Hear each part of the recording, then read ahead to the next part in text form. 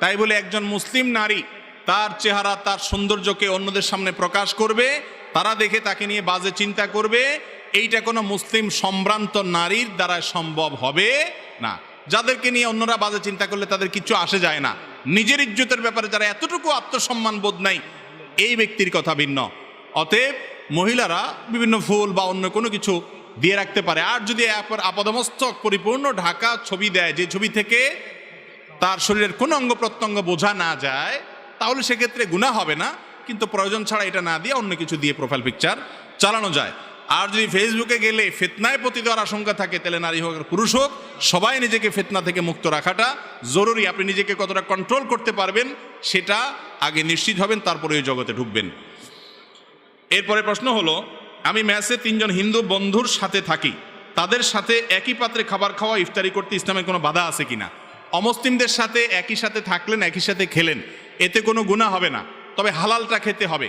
হালাল খাবার যদি হয় একই সাথে খাওয়াতে অসুবিধা নাই, একই সাথে বসবাস করাতে অসুবিধা নাই। কিন্তু অন্তরের অন্তঃস্থলে আল্লাহর প্রতি যে ব্যক্তি ঈমান আনে না, আল্লাহর সঙ্গে যে শিরক করে, তাকে কখনো অন্তরের গভীরে জায়গা দিয়ে পরম আপন বানানোর সুযোগ নেই। তবে হ্যাঁ, ইসলামের সৌন্দর্য যেন সে দেখতে পারে, তার কাছে প্রকাশ হয়, সেই জন্য আপনি ব্যবস্থা অবশ্যই গ্রহণ করতে পারেন, আন্তরিকতা দেখাতে পারেন, একসাথে থাকা, খাওয়া, লেনদেন এগুলো করতে পারেন।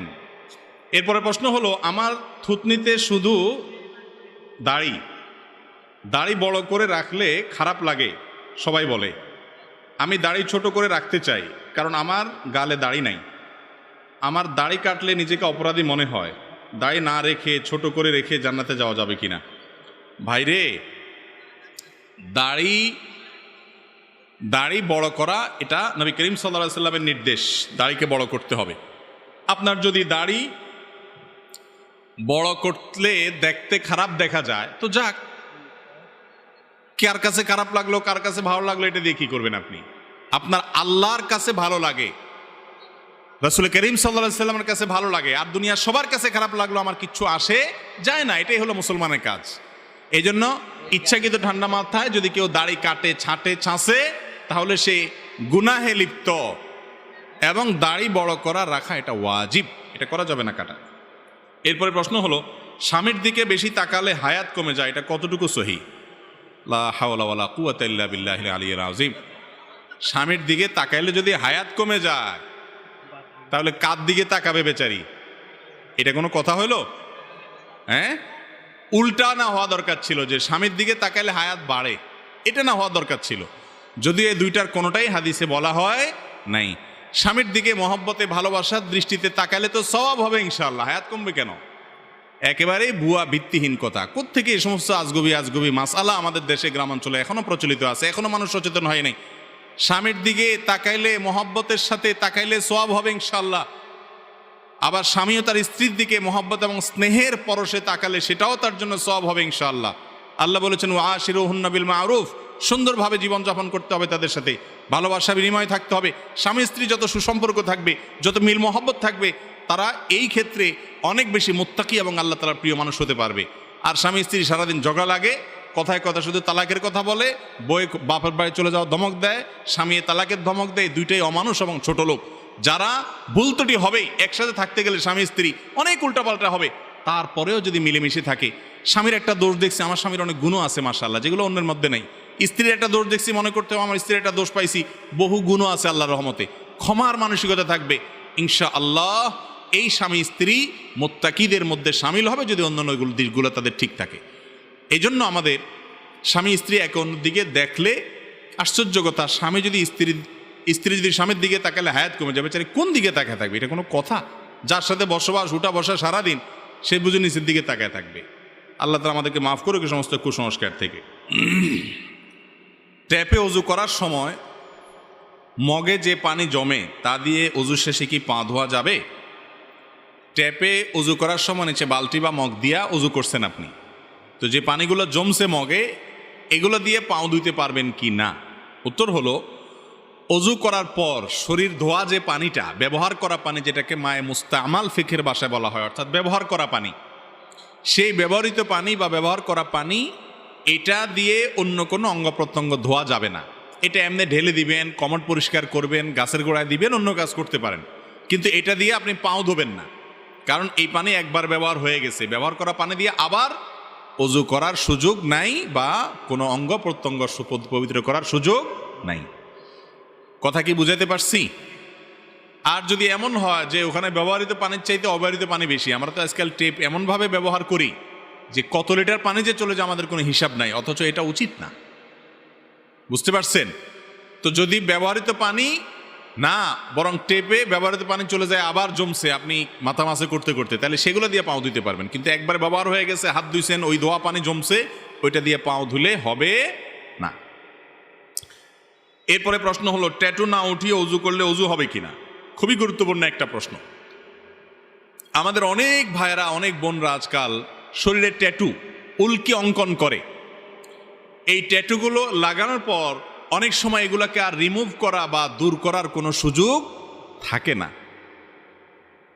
এই ট্যাটু অঙ্কন যে করে আর যে করায় দেয়, নবী করিম সাল্লাল্লাহু আলাইহি ওয়াসাল্লাম বলেছেন, লানাল্লাহুল ওয়াশিমাতা ওয়াল মুস্তাওশিমা, যে কারোর গায়ে ট্যাটু লাগায় দেয়, অঙ্কন করে দেয়, আর যার গায়ে লাগানো হলো, উভয়ের প্রতি আল্লাহর লানত এবং গজব বর্ষিত হয়। শয়তানের কিছু সূক্ষ্ম কাজ আছে, এগুলোর ভিতরে একটা হলো এই ট্যাটু। মানুষের শরীরে এগুলো যখন সেট হয়ে যায়, সে আল্লাহর রহমত থেকে অনেক দূরে সরে। বিশেষ করে অনেক প্রাণীর ছবি থাকে, অনেক সময় কারণ নাম লেখা থাকে, আজেবাজে জিনিস অঙ্কন করা থাকে। আপনার পশ্চিমা দেশের মানুষগুলোর গায়ে, বিভিন্ন ফুটবলারদের গায়ে আপনারা দেখেন এখানে ট্যাটু, হাঁটুতে ট্যাটু, গালে ট্যাটু, বুকে ট্যাটু, পুরার শরীরে অঙ্কন করে কি করে। আপনাদের কাছে কেমন লাগে জানি না, আমার দিকে তাকাইলে তো আমার কাছে বান্দর বান্দর মনে হয়। রুচি বলতে কিছু আছে। আল্লাহ তাআলা বলেছেন, লাকাদ খালাকনাল ইনসানা ফি আহসানি তাকওয়িম, মানুষকে আল্লাহ সবচেয়ে সুন্দর অবয়ব দিয়ে সৃষ্টি করেছেন। কিসের মধ্যে আঁকা আঁকি করে, ট্যাটু দিয়ে আস্ত শরীরটাকে অসুন্দর করে। বাংলাদেশে অনেক কোম্পানি বাইর হয়েছে, যুবকদেরকে ট্যাটু বেচা তাদের ব্যবসা জমানোর জন্য একটা মিথ্যা মাসআলা, ভুয়া মাসআলা তারা বের করছে। সেটা হলো, তারা বলে যে এই ট্যাটু লাগলে অজুতে কোনো অসুবিধা হবে না।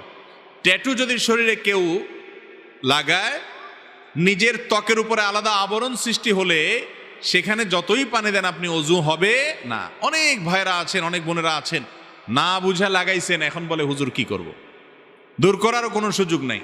অত্যন্ত ভয়াবহ ব্যাপার যে অজুই হবে না যদি আপনার চামড়ার উপরে আলাদা কি পড়ে যায়, স্তর বা আবরণ সৃষ্টি হয়ে যায়। তো এই জন্য এই সমস্ত ট্যাটু কোনো অবস্থাতে লাগানো যাবে না। শয়তান আমাদেরকে যে কত নিচে নামায়। পছন্দের কোনো মানুষের নাম লিখতে হবে, ট্যাটু অঙ্কন করতে হবে, বা বিভিন্ন আপনার ভূত প্রেত কি কি আপনার আজগুবি আজগুবি জিনিসপত্র এগুলো শরীরের মধ্যে আঁকতে হবে। এগুলো একেবারেই অরুচিকর, একেবারেই শরিয়া বিরোধী একটি কাজ। কোনো মুসলমানের সন্তান অন্তত এগুলো করতে পারে না। নবী করিম সাল্লাল্লাহু আলাইহি সাল্লাম বলেছেন, একটা সময় আসবে, ও আমার উম্মতরা, তোমরা তোমাদের পূর্বের যারা ধ্বংস হয়ে গেছে, আল্লাহর গজব প্রাপ্ত হয়ে গেছে, তাদেরই পিছে পিছে ঘুরবা, তারা যা করে তা করবা। শিবরান বিশিবরিন ওয়াজরাআন বিজরাইন, তারা এক বিগত গেলে তোমরা এক বিগত যাবা, তারা এক হাত গেলে তোমরা এক হাত যাবা, হুবহু তাদের অনুকরণ করবা। তারা হলো ইহুদি এবং খ্রিস্টান। আজকাল আমাদের যুবকরা নিজেদের, আমাদের স্বকীয়তা আছে, আমরা মুসলমান, আমরা এদেশের মানুষের কৃষ্টি আছে, কালচার আছে, সংস্কৃতি আছে, আমরা ভিনদেশীদের কালচার কৃষ্টিকে আমাদের এখানে আমদানি করার কোনো প্রয়োজন নাই। এত নিঃস্ব অসহায় মুসলমান না। ইসলামে কোনো কিছুর অভাব নাই। বিনোদন করবেন, আনন্দ করবেন, নিজের স্ত্রীকে ভালোবাসা পেশ করবেন, বৈধ প্রেম, বৈধ ভালোবাসা, হালাল ভালোবাসাতে আপনি এনজয় করবেন, সকল ব্যবস্থা আছে। আপনি তাদের সিস্টেম ধার করার দরকার নাই, ইসলামের মধ্যেই আছে। এই জন্য ট্যাটু অঙ্কন করবেন না, খবরদার। শয়তান একবার ফাঁসায় ফেললে এরপর সারা জীবন কাঁদবেন, কাজ হবে না, ওইটা দূর করতে পারবেন না হয়তো। এরপরে প্রশ্ন হলো, ফেসবুকে মেয়ে বন্ধু রাখা জায়েজ আছে কিনা? ফেসবুকে ফ্রেন্ড লিস্টে কোনো মেয়েকে বন্ধু হিসেবে রাখবেন কিনা? এর উত্তর হলো, যদি কোনো মেয়ে বন্ধু আপনার ফেসবুকে অ্যাড করেন, তার সাথে চ্যাটিং করার সুযোগ তৈরি হবে, সে কমেন্ট করবে, সে লাইক করবে, তার আপনার পোস্টে সে লাভ রিয়্যাক্ট দিলে আপনার ভিতরে উতাল ফতাল শুরু হয়ে যাবে, এরকম আশঙ্কা যদি হয়, তাহলে সেক্ষেত্রে ওই মেয়ে বন্ধু নিজের ফ্রেন্ড তালিকায় রাখা জায়েজ হবে না। আপনার চরিত্র নষ্ট হতে পারে, আপনার মাথা চিন্তার ভিতরে বাজে কল্পনা আসতে পারে, এরকম পথে আল্লাহ বলেছেন যেও না, ওয়ালা তাকরাবুজ জিনা, জিনার কাছেও যেও না। আপনি হয়তো বলতেছেন না কি আর হবে, আস্তে আস্তে আস্তে আস্তে ঠিকই অনেক কিছু হয়ে যাবে, ইমান নষ্ট হবে, আমল নষ্ট হবে, আপনি খবরও রাখতে পারবেন না। আর যদি এরকম না হয়, আপনি চিনেন জানেন সিনিয়র কোনো মানুষ বা এমন মানুষ যে ফালতু কোনো মানুষ না, আপনি জানেন শুনেন বুঝেন, এবং তার সাথে আপনার বন্ধু তালিকায় থাকলে আপনার লেখা, আপনার বক্তব্য, আপনার ভালো ভালো পোস্ট সে দেখবে, তারটা আপনি দেখবেন, সেও ভালো মানুষ, এরকম উদ্দেশ্য থাকে এবং ফিতনার ভয় যদি না থাকে, তাহলে সেক্ষেত্রে এটা জায়েজ আছে। মনে রাখবেন, ফিতনার আশঙ্কা যদি একটুও থাকে, একজন ইমানদার তিনি নিজেকে কোনো অবস্থাতে অসতর্ক করবেন না, তিনি সবসময় সতর্ক করবেন। দুনিয়ার ব্যাপারে আমরা কোনো রিস্ক নেই না, কিন্তু আখিরাতের ব্যাপারে আসলে ইবলিস আমাদেরকে বলে আরে কি হবে, কিছু হবে না, দিনই বইন কোনো অসুবিধা নেই, এরকম বলে বলে ইবলিসে কি করে আমাদেরকে নিচের দিকে নামায়। খবরদার, ফেসবুকে মেয়েদের সাথে তাদের কোনো পোস্টে রিয়্যাক্ট করা, কমেন্ট করার ক্ষেত্রে ব্যক্তিগতভাবে আপনার মনের ভিতরে কোনো ফিতনা আসতে পারে এরকম কথা লিখবেন না, এবং তাদেরটাও অ্যাকসেপ্ট করবেন না। যদি কোনোটা একটু বেলাইন ভাব দেখেন, ওটাকে ব্লক লিস্টে পাঠিয়ে দিবেন, যদি ঈমান আমল ধরে রাখতে চান। চেষ্টা করবো তো ইনশাআল্লাহ। এরপরে প্রশ্ন হলো, ফরজ গোসলের সময় প্রথমে 3 বার করে হাত ধুয়ে কুলি করে নাকে পানি দিয়ে তারপর সমস্ত শরীরে পানি ঢেলে দিয়ে শেষে পা ধুয়ে নিলে ফরজ গোসল হবে কিনা? পুরা গোসল ফরজের পদ্ধতি চলে আসছে মাশাআল্লাহ। ফরজ গোসল আমরা কিভাবে করব, এ বিষয়ে আমরা অনেক আগে বারবার বলেছি, আবারও বলি যেহেতু প্রশ্ন করেছেন। ফরজ গোসলের জন্য প্রথম কাজ হলো, শরীর বা কাপড়ে যদি কোনো জায়গায় নাপাক লেগে থাকে, বীর্য বা কোনো নাপাক লেগে থাকে, তাহলে আগে প্রথমে সেটা ধুয়ে ফেলবেন। সেটা কি করতে হবে? আগে ওই জায়গাটা, পুরাটা না, কাপড়ে কোন অংশে লাগছে ওইটাকে ধুয়ে ফেলবেন, শরীরে কোন অংশে লাগছে ওইটাকে ধুয়ে ফেলবেন, পরিষ্কার করে ফেলবেন। এটা হলো প্রথম কাজ। এরপরের কাজ হলো, অজু করতে যেভাবে 2 হাতের কবজি, কুলি, নাকে পানি, মুখ ধোয়া, হাত ধোয়া, মাথা মাসাই করা যতটুকু আছে এর দূর পরিমাণ করবেন, শুধু পাও ধোয়াটা বাকি রাখবেন। আর কুলির সময় সাধারণ অজুর কুলির চলবে না, কুলি করতে হবে গড়গড়া করে, ভালো করে, বুঝতে পারছেন? নাকে পানিও দিবেন ভালো করে। এরপরে আপনার শরীরে আপনি পানি ঢালেন, মাথায় কাঁধে পানি ঢালেন, 3 বার কমপক্ষে ঢালেন এবং ভালো করে ডলেন। বের হওয়ার সময় পাওটা ধুয়ে বের হয়ে যান। অজু প্লাস গোসল একসাথে হয়ে গেছে, প্যাকেজ। কথা কি বুঝাতে পারছি? অনেকে আছে গোসল শেষে আবার বিসমিল্লাহ পড়ে অজু ধরে, আছে না নাই? এটা ভুল কাজ। হ্যাঁ, গোসল করতে করতে আপনার বায়ু বের হয়েছে, আবার অজুটা ভেঙে গেছে, তাহলে ভিন্ন কথা। মাঝখানে গোসলের মাঝখানে যদি, তাহলে আবার নতুন করে অজু করবেন। আর যদি এরকম কিছু না হয়, তাহলে অজুর সাথে গোসলের সাথে অজু অটোমেটিক হয়ে গেছে। এটা হলো সুন্নত তরিকার গোসল। ফরজ গোসলও এরকম, আর নফল গোসল জুমার দিন গোসল করা সুন্নত, সেই গোসল আপনি করতে গেছেন, এখন তো শরীর নাপাক লাগে নাই, তাহলে তো আর নাপাক ধোয়ার ব্যাপার নাই। ডাইরেক্ট হাত মুখ ধুইয়া, কুলি করে, নাকে পানি দিয়া, মুখ ধুইয়া, হাত ধুইয়া, মাতামাসি করে, এরপরে পানি ঢাইলা অজু গোসল করে আসার সময় পাও দুটো ধুয়ে বের হয়ে চলে আসবেন, বাস গোসল হয়ে গেল। বুঝাতে পারছি? এরপরে প্রশ্ন হলো, বদনজর যে সত্য, সংক্ষেপে যদি বলতেন। বদনজর, চোখ লাগা, এগুলো কি সত্য না মিথ্যা? এগুলা ভুয়া না এর কোনো ভিত্তি আছে? আপনারা কি মনে করেন? ভুয়া। স্টেজ থেকে অনেকে বলেছেন, আপনারাও বলছেন, কিন্তু আওয়াজ এত আসতে কেন? কেউ কারোর দিকে বদনজর এ তাকাইলে তার ক্ষতি হয়, হ্যাঁ, এই বদনজর বা নজর লাগা, চোখ লাগা যেটাকে আমরা বলি, এটা কি ভুয়া না এর কোনো ভিত্তি আছে? নারায়ে তাকবীর, সব ভুয়ার পক্ষে। আপনাদের উত্তরটা ভুয়া। বরং সঠিক হলো যে বদনজর সত্য, বদনজর সত্য।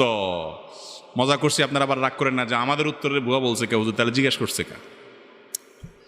ভাই, বদনজর এই ব্যাপারে নবী করিম সাল্লাল্লাহু আলাইহি ওয়াসাল্লামের হাদিসে আসছে, আল আইনু হাক্কুন, চোখ দিয়ে মানুষ অনেক সময় কিছু দেখা রাক্ষসের মতো তাকায় থাকে, চায়া থাকে, মনে গিলা ফেলাবে এমন একটা ভাব। এরকম রাক্ষসে ভাব নিয়ে, ওরে বাবারে কেমনে এত সুন্দর হয়, আরে বাবারে কেভাবে এত ভালো হলো, এই যে রাক্ষসে ভাব নিয়ে দেখে, এটাকে নজরে হাসেদ বলা হয়, হিংসুকের নজর। মানে এটা কেন এত সুন্দর হলো, কিভাবে হলো, সে বরং এটাতে আশ্চর্য হয়ে ওইটার ক্ষতি চায়, অকল্যাণ চায়। এর মাধ্যমে ওই বস্তু বা ব্যক্তি ক্ষতিগ্রস্ত হতে পারে। এটা হাদিসে বলতেছে, নবী করিম সাল্লাল্লাহু আলাইহি ওয়াসাল্লামের ভাষ্য হলো, আল আইনু হাক্কুন, চোখ দিয়ে এভাবে দেখে বদনজর দিয়ে কারোর বা কোনো ব্যক্তি বা বস্তুর ক্ষতি করার অপশন আছে। এটা ব্যক্তির হাতে না, তার নজর রাক্ষসে হলে অনেকের নজর আছে হিংসুক নজর দিয়ে যদি তাকায়, কেন তার এরকম হইলো, এত সুন্দর তার ক্ষেতটা হইলো, হ্যাঁ, এত সুন্দর তার ছেলেটা হইলো, এরকম রাক্ষসে ভাব দিয়া নজর দিলে ওই ব্যক্তি বা বস্তু ক্ষতিগ্রস্ত হতে পারে, এটা হাদিস দ্বারা সুসাব্যস্ত প্রমাণিত জিনিস, এটা ভুয়া না। আজকের বিজ্ঞান বলবে যে না না এগুলার ভুয়া, ভিত্তিহীন, কিন্তু ইমানদার নবী করিম সাল্লাল্লাহু আলাইহি সাল্লামের কথা বিশ্বাস করবে। বিজ্ঞান আজকে যেটাকে ভিত্তিহীন বলতেছে, হয়তো বা 20 বছর পরে কোনো গবেষক আবিষ্কার করে ফেলবে হ্যাঁ এর অস্তিত্ব খুঁজে পাওয়া গেছে। আমরা এর আগে বহু জিনিস দেখছি বিজ্ঞান একসময় অস্বীকার করছে, পরে এসে ঠিকই স্বীকার করছে। কিন্তু মুহাম্মদ রাসূলুল্লাহ সাল্লাল্লাহু আলাইহি সাল্লাম যেটা বলেছেন সেটা কখনো ভিত্তিহীন হতে পারে না। এই জন্য বদনজরের বিষয়টি সত্য। এখন কথা হলো, তাহলে আমরা কি করব? চোখে কি আমরা সব টেপ দিয়ে রাখবো যদি বদনজর হয়ে যায়? উত্তর হলো, কোনো বস্তু, কোনো ব্যক্তি, একজনের ছোট শিশু আনছে, আপনি দেখে বলতেছেন এত সুন্দর, এটা দেখে আপনার কাছে খুব অবাক লেগেছে, আপনি খুব আশ্চর্য হয়েছেন, সাথে সাথে আপনি যদি তাবারাকাল্লাহ পড়েন, মাশাআল্লাহ বলেন, মাশাআল্লাহ তাবারাকাল্লাহ বলেন, ইনশাআল্লাহ এই নজরে তার কোনো ক্ষতি হবে না, হাদিসে আসছে। আর যদি মনে হয় কারোর নজর লাগছে, এটা আমি আমার কথা বলতে পারি ব্যক্তিগতভাবে, আমার জীবনে আমি দেখেছি বদনজর কিভাবে লাগে। একজন মানুষ, সে একটা মন্তব্য করছে এবং তার নজর লাগছে, সে খুব আশ্চর্য হয়ে তাকাইছে, রাক্ষসের মতো তাকাইছে, এরকম মনে হয়েছে, ঠিকই পরবর্তীতে ক্ষতিগ্রস্ত হয়েছে। বাচ্চাদের ব্যাপারে এটা একটু বেশি হয়, অন্যদের ব্যাপারেও হয়। এই বদনজর যদি লাগা যায়, কথার কথা উনি আমার কোনো একটা জিনিস দেখা খুব বেশি অবাক হয়ে আশ্চর্য হয়ে রাক্ষসের মতো চায়া রইছে, নজরে হাসেদ বা হিংসুকের নজর দিয়া দেখছে, তখন এর মাধ্যমে যদি আমি ক্ষতিগ্রস্ত হই, কথার কথা আমার অসুখ হয়ে গেল, সুন্নাত হলো ওই ব্যক্তির কাছ থেকে পানি পড়া নেওয়া। সে পানি পড়া নেওয়া মানে হলো তার শরীর ধোয়া পানি, সেটা হাত ধোয়া পানি হতে পারে, মুখ ধোয়া পানি হতে পারে, কোনো একটা পানিতে সে আঙ্গুল চুবাই দিতে পারে। যদি সেই সুযোগ না থাকে, আবার পানি নিতে গেলে মাইর দিবে যে তুমি আমার পানি নিতে আইছো কেন, আমি কি দোষ করছি? তাহলে সেক্ষেত্রে সেই যে জায়গায় বসে ওই জায়গা মুছে ওইটা ধুইয়া সেই পানি ওই যার নজর লাগছে তার শরীরের উপরে ঢাইলা দিলে, গোসল গোসল করাই দিলেন, এতে বদনজর দূর হয়। এটাও হাদিস দ্বারা প্রমাণিত। অনেক কিছু আছে ইসলামের স্পিরিচুয়াল দিক, আধ্যাত্মিক দিক, যেগুলার বাহ্যিক কোনো কুলু আপনি খুঁজে পাবেন না, ঠিকই তার একটা বাস্তবতা আছে। সেই জিনিসগুলো কোরআন এবং হাদিস যেটাকে সমর্থন করেছেন সেটাই শুধু আমরা বিশ্বাস করব। তবে এরকম অনেক কুসংস্কার আছে যেগুলো শরীয়ত দ্বারা, কোরআন হাদিস দ্বারা প্রমাণিত নয়। কিন্তু বদনজরের বিষয়টা কি আছে? কোরআন হাদিস দ্বারা প্রমাণিত আছে। আমাদের দেশে মানুষ বদনজর থেকে বাঁচার জন্য বাচ্চাদের কপালে এখানে কালো টিপ দেয়, দেখছেন আপনারা? গলায় কাইতন লাগায়, হাতে কাইতন লাগায়, গিরাটিরা দেওয়ায়। এগুলা বুয়া, এগুলা করতে হাদিসে নির্দেশ আসে নাই। আপনি বাচ্চা এমনি সুন্দর দেখা যাওয়ার জন্য টিপ দেন, সেটা ভিন্ন কথা, জায়েজ আছে। কিন্তু টিপ দিছেন এই জন্য যে তাহলে মুখ লাগবে না, এটা ভুল। ক্ষেতের মধ্যে অনেকে দেখবেন যে ওই যে মাটির পাতিলের তলাতে কালি লাগাই দিয়া ঝুলায় রাখে, কেন জানে? বদনজর না লাগে। কেন করে এটা? এই জন্য করে যে ক্ষেতের ফসল দেখা তার খুশি হয়ে আসে, রাক্ষসে ভাব নিয়ে তাকাবে, বদনজর দিবে, গিলে ফেলবে, খাই খাই ভাব নিয়ে তাকায় থাকবে, এটা যেন করতে না পারে। এই জন্য ওই পাতিলের তলায় কালি দিয়া, যে তুই কালি দেখ, কালি দেখলে তোর আশ্চর্য লাগবে, কোত্থেকে মুড নষ্ট হয়ে যাবে, বদনজর দিতে পারবে না। এ হলো আমাদের বুদ্ধি, কিন্তু এটা হাদিসে বলা হয় নাই। আরে ভাই, ওইটা সে দেখে মুড নষ্ট হবে, এরপর আপনার ধান খেতে ধান সুন্দর দেখে আবার সে আপনার এমন কথা বলতে পারে বা এমনভাবে তাকাইতে পারে যে বদনজর লেগে গেছে। এটা ভুল। অনেক সময় দেখা যায় হাড্ডি ঝুলায় রাখে, দেখছেন নি আপনারা? গরুর হাড্ডি, চোয়ালের হাড্ডি ঝুলায় রাখে যে বদনজর না লাগে। এগুলোর সব আমাদের মন গড়া। বদনজর সত্য ঠিক আছে, কিন্তু বদনজর লাগলে কি করবেন সেই পরামর্শ হাদিসে দেওয়া আছে। বুদ্ধি হলো আপনার খেতে মাশাআল্লাহ তাবারাকাল্লাহ লিখে ছোট ছোট কয়েকটা সাইনবোর্ড লাগাই দেন পুরা ক্ষেতের মধ্যে। যদি খেতে মানুষের বদনজর লাগবে বলে মনে হয়, এটা লাগাই দেন। এটা লাগাই দিলে ওই লোক যদি ওইটা পড়ে, তাহলে এরপরে সে যতই তাকাক বদনজর লাগবে না। কথা কি বুঝাতে পারছি? আল্লাহ তাআলা আমাদের তৌফিক দান করুন। আমরা অনেক সময় দেখা যায় নতুন গাড়ি কিনছে, হুজুর আইনা, আমরা অন টাইমে বিশ্বাসী সব, এখন লং টাইমে আমরা বিশ্বাসী না। হুজুর আনছে, হুজুর বসেন, খতম টতম পড়ে ট্রাক, নতুন ট্রাক কিনছি, পয়সা দোয়া দরুদ করে দিয়ে যান, শেষ, আর বন্ধন লাগবে না, একবারে শেষ করে ফেলছি। না ভাই, এটা সিস্টেম না। ট্রাকের গায়ে মাশাআল্লাহ তাবারাকাল্লাহ লিখে দেন, এবং বদনজরকারী যাতে দেখে ওইটা একটু পড়ে, ওইটা একবার যদি সে পড়ে, যতই তাকাক বদনজর লাগবে না। তাহলে বদনজরের বিষয় আমাদের পরিষ্কার হয়েছে তো ইনশাআল্লাহ। এরপরে প্রশ্ন হলো, মা বাবার বদদোয়াও যে কবুল হয় তা যদি সংক্ষেপে বলতেন। মা বাবার বদদোয়াও কবুল হয় কি? মা বাবার বদদোয়া তো সবচেয়ে বেশি কবুল হয়। যাদের দোয়া বেশি কবুল হয় তাদের বদদোয়াও বেশি কবুল হয়। মা বাবার দোয়া হলো পৃথিবীর সবচেয়ে পাওয়ারফুল দোয়া। যে দোয়াগুলো আল্লাহ তাআলা ফিরিয়ে দেন না, সেই দোয়াগুলোর মধ্যে শীর্ষস্থানে আছে মা বাবার দোয়া। সন্তানের জন্য যদি দোয়া করে, সেই মা বাবার সাথে যদি কেউ বদদোয়া বেয়াদবি করে, মা বাবার হক নষ্ট করে, মনে কষ্ট দেয়, আল্লাহর জমিনে এর চাইতে বড় কপাল পোড়া আর হতে পারে না। মা বাবা বদদোয়া দিয়া মুখ দিয়া কিচ্ছু বলা লাগবে না, অন্তর থেকে শুধু দুঃখ প্রকাশ করবে, ব্যথা পাইছেন সেটার কথা অন্তরে তার হাজির হবে, এতেই বদদোয়া লেগে যাবে। এই ছেলে দুনিয়াতে অনেক কিছু ঘটাতে পারে, এক সময় ঠিকই ওর অপদস্থ হতেই হবে। বালআম বাউরের ঘটনা আপনারা অনেকে জানেন, আমি এখন সেদিকে যাব না। অনেক বড় ইবাদত গুজার ছিল বনি ইসরাইলের যুগে। তার মা ডাক দিছে, পাত্তা দেয় নাই, ইবাদত বন্দেগীতে মশগুল আছে, মার কথার পাত্তা দেয় না, শুনছেও না শোনার ভান করে আছে। এই ব্যক্তিকে আল্লাহ রাব্বুল আলামিন পরবর্তীতে জেনার অপবাদ নিয়া, সারা সমাজের সবচেয়ে নেককার হিসাবে পরিচিত ছিল, অথচ জেনার অপবাদ নিয়া সে বেইজ্জত হয়েছে, লাঞ্ছিত হয়েছে শুধুমাত্র ওই মায়ের সাথে বেয়াদবি করার কারণে। ডেঞ্জারাস একটা বিষয়। তাহলে বালআম বাউরের মা মনে কষ্ট পেয়েছেন, তার প্রভাবে যদি সে বড় ওলি, আবেদ, বুজুর্গ, নেককার, আল্লাহওয়ালা ছিল, সেই মানুষটা যদি লাঞ্ছিত, অপমানিত হয়ে জেনার অপবাদ নিয়ে সে শেষ হয়, বেইজ্জত হয়, তাহলে বোঝা গেল মা বাবার বদদোয়া লাগে না? ভাইরা আমার, রেদার রব্বে ফি রেদাল ওয়ালিদাইন, মা বাবা খুশি তো আল্লাহ খুশি। ওয়া সাখাতুর রব্বে ফি সাখাতিল ওয়ালিদাইন, মা বাবা নাখোশ তো আমার আল্লাহ নাখোশ। আল্লাহর ওয়াস্তে মা বাবাকে অসন্তুষ্ট করবেন না ভাইরা।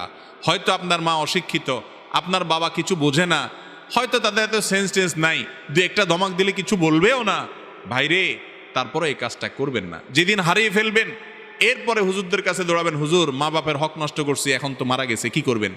রাস্তায় ঘুরবেন, আর কোনো সুযোগ সেরকম হয়তো থাকবে না। এই জন্য মা বাবার বদদোয়াটা খুবই ডেঞ্জারাস। আল্লাহ বলেছেন, ফালা তাকুল্লাহুমা উফফিন ওয়ালা তানহারহুমা ইম্মা ইয়াবলুগান্নাকাল কিবার ইনদাকা আহাদুহুমা আও কিলাহুমা। তোমার মা বাবার উভয় অথবা যে কোনো একজন যদি বৃদ্ধ বয়সে যায়, বৃদ্ধ বয়সে গেলে তাদেরকে ধমক দিয়ে কথা বলিও না। আল্লাহ বৃদ্ধ বয়সের কথা কেন বলছেন? কারণ জোয়ান বয়সে মা বাবার সাথে ধমক দিয়ে কথা বললে তো মা বাপ নিজেই কান মেলে সাইজ করে দিব, এটা আল্লাহ জানে। বুড়া হয়ে গেছে বেচারা, ইনকাম না, রুজি নাই, আপনার রুজির উপরে সে নির্ভরশীল, এই জন্য কিছু বলতেও পারে না। আর বয়স হয়ে গেলে অনেক উল্টাপাল্টা কথা বলে, মাথা বুদ্ধি পুরাপুরি কাজ করে না, এগুলা দেখেও সহ্য করতে হবে। মা বাপ উল্টাপাল্টা করবে, কিন্তু বলা যাবে, শুধু সয়ে যেতে হবে যদি জান্নাত যেতে চান। চেষ্টা করবো তো ইনশাআল্লাহ। আল্লাহ তাআলা আমাদের তৌফিক দান করুন। জামাতে নামাজ আদায়ের সময় বায়ু ত্যাগ হলে বের হয়ে ওযু করার সুযোগ না থাকলে করণীয় কি? নামাজের জামাতে দাঁড়াইছেন, কাতারের মাঝখানে আছেন, ওযু ভেঙে গেছে, এখন এমন মুসল্লি গাদাগাদি করে দাঁড়াইছে, পিছনে 10-12 কাতার আছে, আপনি ভাইঙ্গা শেষ পর্যন্ত ওযু করা কঠিন। এরকম যদি হয় তাহলে ওযু ভেঙে গেলে ওই অবস্থায় অপেক্ষা করবেন। বসা অবস্থায় ওযু গেছে, বসে থাকেন, দাঁড়ানো অবস্থায় গেছে, দাঁড়ায় থাকেন, এরপরে যখন সুযোগ পাবেন বের হবেন। আর যদি একটু একটু করে আস্তে আস্তে কাতারের ফাঁকে বের হয়ে যেতে পারেন, সেটা ভালো। কথা কি বুঝাতে পারছি? আমাদের দেশে মসজিদগুলোতে এই ব্যবস্থা রাখে না।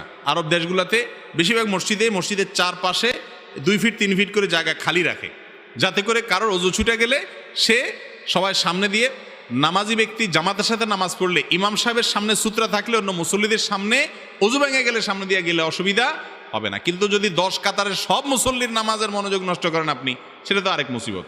এই জন্য এক কাতারের সামনে দিয়ে আস্তে করে যাই, আপনি রাস্তায় উঠে গেলেন, ওই রাস্তা দিয়ে চারপাশ দিয়ে হাইটা হাইটা আপনি বের হয়ে গেলেন। যদি বের হওয়ার কোনো সুযোগ না থাকে, ওই অবস্থা অপেক্ষা করবেন, বিনা ওযুতে নামাজ কন্টিনিউ করবেন না। মুশকিল হলো ওই অবস্থা যদি দাঁড়ায় থাকে, সবাই বলবে ব্যাপার কি, দাঁড়ায় রয়েছে কেন? সবাই বুঝে যাবে যে এর বায়ু আসছে, তাহলে আপনি শরম পাইবেন। সেজন্য আপনি সবার সাথে সাথে তাল মিলাবেন না। শরম পাইছি সেজন্য আমি নাফরমানি করব, গুনার কাজ করবো, সুযোগ নেই। দাঁড়ায় থাকবেন, যে যা মনে করে করো, কিচ্ছু আসা যায় না।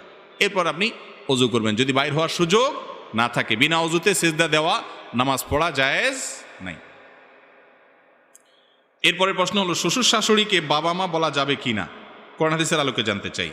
শ্বশুর শাশুড়িকে বাবা মা বলা যাবে, কোনো অসুবিধা নেই। কারণ এটা আসল অর্থে বাবা মা বলা হয় না। আসল অর্থে বাবা মা বলা হয় না কেমনে বুঝলেন? আপনার কাছে একটা কাগজ দেওয়া হয়েছে, ফর্ম দেওয়া হয়েছে, তোমার নাম লেখো, আপনি লিখছেন, বাবার নাম লেখো, সেখানে কি কেউ শ্বশুরের নাম লেখে? কথা বলেন। মায়ের নামের ঘরে কেউ শাশুড়ির নাম লেখে না।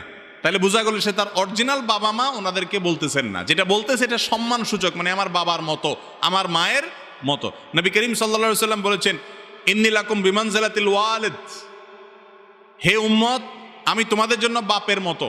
বাপ যেরকম সন্তানদের সবকিছু শিখায়, আমি তোমাদেরকে সবকিছু শিখাই। তাহলে বোঝা গেল যে এই অর্থে, রূপক অর্থে বাপ ডাকা যাবে, কোনো অসুবিধা নাই। শ্বশুরকে আব্বা বা শাশুড়িকে আম্মা বললে সেটা আসল এবং জন্মদাতা গর্ভধারণকারিণী এবং জন্মদাতা বাবার সেই উদ্দেশ্যে মিন করে বলা হয়নি। কেউ জিজ্ঞেস করে ভাই আপনার বাপের নাম কি, শ্বশুরের নাম কেউ বলবে না। বলবে? যদি কেউ শ্বশুরের নাম বলে তাহলে তো সেই ব্যাকল, ঠিকই তার জন্য গুনাহ হবে শ্বশুরের বাপ ডাকা। আর যদি এটা রূপক অর্থে শুধু সম্মানসূচক বলে কোনো অসুবিধা নাই। আল্লাহ বলেছেন উদউহুম লিআবাইহিম হুয়া আকসাতু ইনদাল্লাহ, তোমরা তোমাদের বাপের সাথে পরিচিত হবা, ওইটাই আল্লাহর কাছে অধিক ন্যায়সঙ্গত। হয় নাই খাওয়ার নামাজ পড়া যদি সমান হয় তাহলে খাইতে খাইতে দাঁড়াইতে হবে, খাইতে রুকু করতে হবে, খাইতে খাইতে সেজদা যাইতে হবে নামাজের মতো করে। আবার নামাজ জন্য যেরকম উজু করছেন খাওয়ার জন্য উজু করতে হবে, যদি খাওয়ার নামাজ পড়া সমান হয়। এটা তাহলে বোঝা গেল ভুয়া জিনিস, ভিত্তিহীন জিনিস। খাওয়ার মধ্যে দরকারি এক দুইটা কথা বলা যাবে, একদম খাইতে খাইতে সারাক্ষণ বক বক বক বক করতে থাকে সেটা আবার উচিত না, খাওয়ার আদবের খেলাফ। একটু সালাম দিলে বা সালামের জবাব দিলেন তাতে অসুবিধা নাই। তবে বাহির থেকে কেউ আসলে যিনি খাচ্ছেন তাকে সালাম দেওয়ার আগে হিসাব করবেন। বেচারা যদি গাবুস গুবুস খাইতেছে, দেখেন অনেক ক্ষুধার্ত, সালাম দিলে এই মুহূর্তে গলা টলা বাঁধতে পারে বেচারা উত্তর দিকে, তাহলে সালাম দিবেন না, এই টাইমে অপেক্ষা করবেন। কেউ দিয়ে দিয়েছে, আপনি খাচ্ছেন, ফাঁক দিয়ে জবাব দিচ্ছেন, কোনো অসুবিধা নাই। আজানের সময় সালাম দেয়া নেওয়া যাওয়া করা যাবে কিনা? উত্তর হলো আজান যখন আমরা শুনবো তখন আজানের জবাব দিব, ওই সময় সালাম না, আজানের জবাব দিতে হবে। এখন কেউ আপনার সাথে দেখা করতে আসছে, আজান চলতেছে, তিনিও সালামের জবাব দিবেন, যার কাছে দেখা করতে আসছে তিনিও সালামের জবাব দিবেন, আজানের জবাব দিবেন। আজান শেষ, জবাব দেওয়া শেষ, এবার আসসালামু আলাইকুম, ওয়ালাইকুম আসসালাম বলবেন। কথা কি বুঝাতে পারছি? কিন্তু কেউ একজন আজানের মধ্যে এসে আসসালামু আলাইকুম বলে দিছে, আপনি কি করবেন? ওই আজানের জবের ফাঁকে ফাঁকে উত্তর দিয়ে দিতে পারেন, কোনো অসুবিধা নেই। মুয়াজ্জিন একটা বলতেছে, ওই ফাঁকে ওয়ালাইকুম আসসালাম বলতে কতটুকু সময় লাগবে, কটা সেকেন্ড লাগবে বলে ফেলবেন। আর যদি সে অপেক্ষা করে বসে আছে আপনার কাছে, তাহলে আজানের জবাব শেষ করে এবার ওয়ালাইকুম আসসালাম বলেন। কথা কি বুঝাতে পারছি? এরপরে প্রশ্ন হলো, স্বামীর দিকে বেশি তাকালে হায়াত কমে যায়, এটা কতটুকু সহি? লা হাওলা ওয়ালা কুওয়াতা ইল্লা বিল্লাহিল আলিয়্যিল আযীম। স্বামীর দিকে তাকাইলে যদি হায়াত কমে যায় তাহলে কার দিকে তাকাবে বেচারি? এটা কোনো কথা হইলো? হ্যাঁ, উল্টা না হওয়া দরকার ছিল, যে স্বামীর দিকে তাকাইলে হায়াত বাড়ে, এটা না হওয়া দরকার ছিল। যদি এই দুইটার কোনোটাই হাদিসে বলা হয় নাই। স্বামীর দিকে মহব্বতে ভালোবাসার দৃষ্টিতে তাকাইলে তো সওয়াব হবে ইনশাআল্লাহ, হায়াত কমবে কেন? একেবারেই ভুয়া ভিত্তিহীন কথা। কোত্থেকে এই সমস্ত আজগবি মাসআলা আমাদের দেশে গ্রামাঞ্চলে এখনো প্রচলিত আছে, এখনো মানুষ সচেতন হয় নাই। স্বামীর দিকে তাকাইলে, মহব্বতের সাথে তাকাইলে সওয়াব হবে ইনশাআল্লাহ। আবার স্বামীও তার স্ত্রীর দিকে মহব্বত এবং স্নেহের পরশে তাকালে সেটাও তার জন্য সওয়াব হবে ইনশাআল্লাহ। আল্লাহ বলেছেন ওয়াশিরুহুন্না বিল মা'রুফ, সুন্দরভাবে জীবনযাপন করতে হবে, তাদের সাথে ভালোবাসা বিনিময় থাকতে হবে। স্বামী স্ত্রী যত সুসম্পর্ক থাকবে, যত মিল মহব্বত থাকবে, তারা এই ক্ষেত্রে অনেক বেশি মুত্তাকি এবং আল্লাহ তাআলার প্রিয় মানুষ হতে পারবে। আর স্বামী স্ত্রী সারাদিন ঝগড়া লাগে, কথায় কথা শুধু তালাকের কথা বলে, বই বাপের বাড়ি চলে যাওয়া ধমক দেয়, স্বামী তালাকের ধমক দেয়, দুইটাই অমানুষ এবং ছোট লোক। যারা ভুল ত্রুটি হবেই, একসাথে থাকতে গেলে স্বামী স্ত্রী অনেক উল্টাপাল্টা হবে, তারপরেও যদি মিলেমিশে থাকে, স্বামীর একটা দোষ দেখছি, আমার স্বামীর অনেক গুণও আছে মাশাআল্লাহ, যেগুলো অন্যের মধ্যে নেই। স্ত্রীর একটা দোষ দেখছি, মনে করতে হবে আমার স্ত্রীর একটা দোষ পাইছি, বহু গুণও আছে আল্লাহর রহমতে, ক্ষমার মানসিকতা থাকবে ইনশাআল্লাহ। এই স্বামী স্ত্রী মুত্তাকিদের মধ্যে শামিল হবে যদি অন্যান্য দিকগুলো তাদের ঠিক থাকে। এই জন্য আমাদের স্বামী স্ত্রী একে অন্য দিকে দেখলে আশ্চর্য কথা, স্বামী যদি স্ত্রী যদি স্বামীর দিকে তাকালে হায়াত কমে যাবে, বেচারি কোন দিকে তাকায় থাকবে? এটা কোনো কথা? যার সাথে বসবাস, উঠা বসা সারাদিন, সে বুঝে নিচের দিকে তাকায় থাকবে। আল্লাহ তাআলা আমাদেরকে মাফ করুক এই সমস্ত কুসংস্কার থেকে।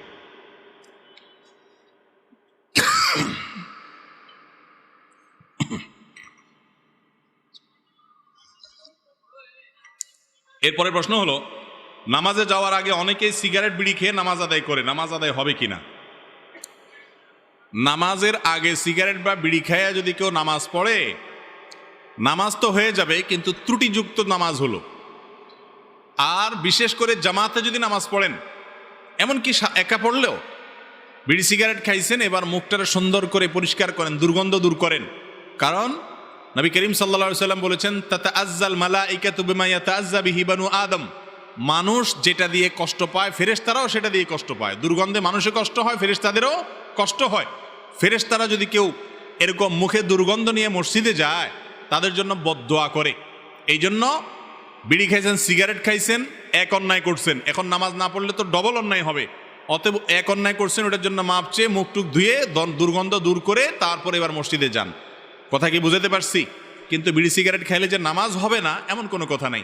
হ্যাঁ, মাদকের ব্যাপারে বলা আছে, কেউ যদি মাদক আসক্ত হয় এবং নেশা হয় তাহলে তার 40 দিনের ইবাদত কবুল হবে না। বিড়ি সিগারেট এটা খাইলে তো নেশা তৈরি হয় না, এই জন্য হাদিস এখানে কার্যকর হবে না, ইবাদত কবুল হবে না এমন কথা নাই। কিন্তু মুখ পরিষ্কার করে কি করতে হবে? মসজিদে যেতে হবে। এরপরে প্রশ্ন হলো, স্বামী স্ত্রী সহবাসের পর গোসল না করলে সংসারের অকল্যাণ হয়। অনেকে গোসল না করে ঘরের কিছু ধরতে না করেন, এ বিষয়ে ইসলাম কি বলে? সন্দেহ নাই যে গোসল ফরজ হলে দেরি না করে দ্রুত যত অল্প সময় সম্ভব গোসল করে ফেলা উচিত। কারণ গোসল যখন মানুষের ফরজ হয় ওই সময়ে সে নানা কারণে আল্লাহর রহমত থেকে দূরে থাকে, নাপাক শরীর আছে। তো এই জন্য দ্রুততার সাথে যত অল্প সময় সম্ভব নাপাক দূর করে ফেলা উচিত। যদি কোনো কারণে অপেক্ষা করতে হয়, মাঝরাতে গোসল ফরজ হয়েছে, ভোর রাতে গোসল করবেন, নামাজের আগে আগে পরবর্তী নামাজের আগে যদি করেন অসুবিধা নাই, হয়ে যাবে। কিন্তু এই ক্ষেত্রে সুন্নাত হলো উজু করে নেওয়া। শুইবেন তাহলে উজু করে নেন, অন্য কাজ করবেন গোসলটা একটু পরে করবেন, 2 ঘন্টা পরে করবেন, তাহলে আগে উজু করে নেন, তারপর অন্য কাজ করেন, কোনো অসুবিধা নাই। এক্ষেত্রে আপনার গোসল না করে কিছু ধরতে দেয় না।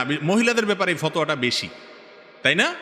পুরুষ বেটা শুয়া নাক টানতেছে 11টা পর্যন্ত, কেউ কিছু বলে না। ওই বেচারি কিছু ধরতে গেলেই বেয়াদ্দব খবিশ গোসল কর, গোসল না করলে সব অকল্যাণ হবে। ওই বেটা যে খবিশ যে শুয়া রয়েছে সেটার উপরে কোনো মাথা ব্যথা নাই। আমার দেশে যত ভুল ভাল ফতোয়াবাজি সব মহিলাদের উপরে চলে, সব মহিলাদের উপরে। বাপের সম্পত্তি ছেলে নিলে কোনো অসুবিধা নাই, বরকত হবে। মেয়ে নিলে বলে বাপ দাদার সম্পত্তি মেয়েরা নিলে এটা সয় না, সয় না। কি মশলা বানাইছে দেখছেন? মহিলাদের সয় না, ওনার সয়। খাওয়ার জন্য একটা মশলা বানানিছে, আর আত্মসত্য করবে, বন্ডে দিবে না। তো আইডিয়া বাইর করছি কি, এটা নিলে সয় না। একই বাপের সম্পদ, তুমি নিয়ে লাখপতি কোটিপতি হইতে পারবা মাশাআল্লাহ, ওই বেটি নিলে তার সইব না, তোমার সইছে কেমনে? এগুলা সব মহিলাদের বিরুদ্ধে আমাদের সমাজে প্রচলিত মিথ্যা ফতোয়া। এগুলোর সাথে কোরআন হাদিসের কোনো সম্পর্ক নাই। অতএব গোসল ফরজ হলে স্বামী হোক স্ত্রী হোক উভয়ে তাড়াতাড়ি গোসল করবে, দেরি করে করতে হলে উজু করে নিবে। আর উজু নাও করে তাতে বড় কোনো গুনাহ হবে না, কিন্তু উত্তম না, সুন্নার খেলাফ হলো। এর জন্য নারী পুরুষ সবার জন্য সমান। মহিলা হাত ধুতে পারবে না, রান্নাবাড়া করতে পারবে না, বাচ্চারা দুধ দিতে পারবে না, আর পুরুষ সব করতে পারবে। এটা ভুল মাসআলা, সবার জন্যই একই মাসআলা। এরপরে প্রশ্ন হলো, নামাজে যাওয়ার আগে অনেকে সিগারেট বিড়ি খেয়ে নামাজ আদায় করে, এটা তো হয়েছে। মেয়েরা পর্দা করা ছবি ফেসবুকে দিতে পারবে কিনা? পর্দা করা ছবি যদি হয়, একদম সত্যিকারের পর্দা যদি হয়, নাক মুখ সব বন্ধ, তাহলে এটা ছবি ফেসবুকে দিলি কিনা দিলি কি, এটা দেওয়ার কি যুক্তি? এটা দেওয়ার কোনো যুক্তি আছে? নেকাব টেকাব সব বন্ধ করে যদি দেয়, তো এখন এটা দেওয়ার কি যুক্তি থাকতে পারে?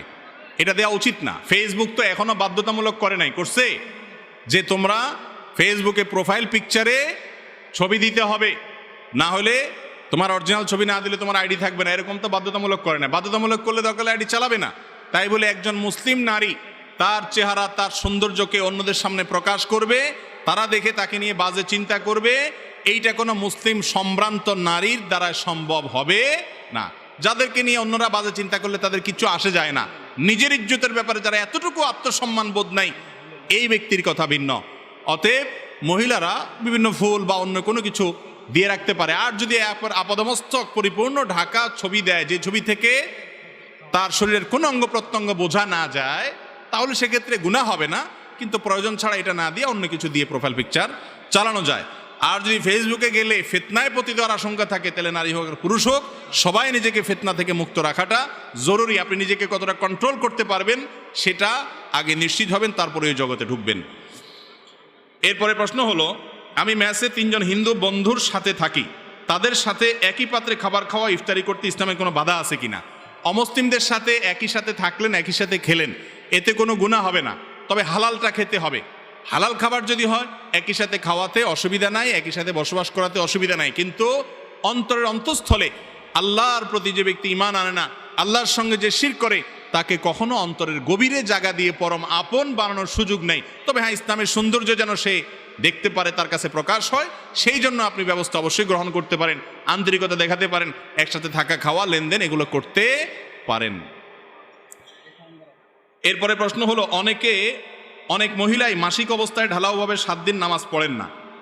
অনেকের ক্ষেত্রে দেখা যায় 5ম দিনে মাসিক বন্ধ হয়ে যায়, সেক্ষেত্রে কততম দিন থেকে সালাত আদায় করবেন?